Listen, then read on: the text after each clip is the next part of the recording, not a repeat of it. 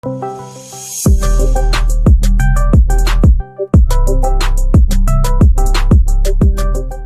it's been almost a year and I'm still cooling my CPU, which is the i5 1214 with the stock cooler that came with the box. Which does work normally, but I noticed it reaching around 80 degrees when playing and it makes a lot of noise, so I decided to replace it. So while scrolling on AliExpress, I seen this cooler called AIGO 400SE, which to be honest it seems good, so I ordered it.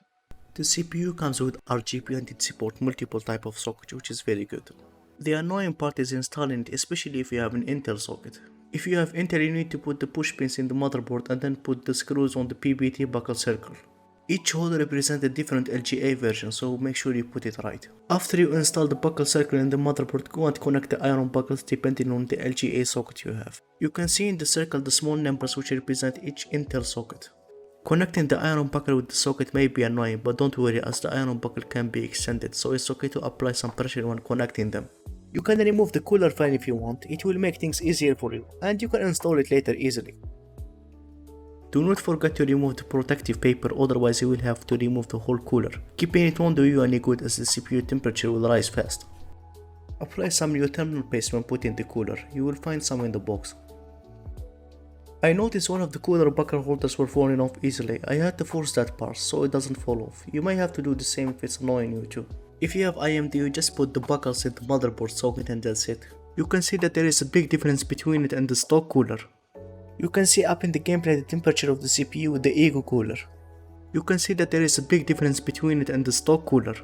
I have done the test for Intel with AIDA64 and while playing games. So for me the cooler is worth buying. For such small price you don't have to worry about cooling your CPU. Also the fact that it supports multiple sockets is just good.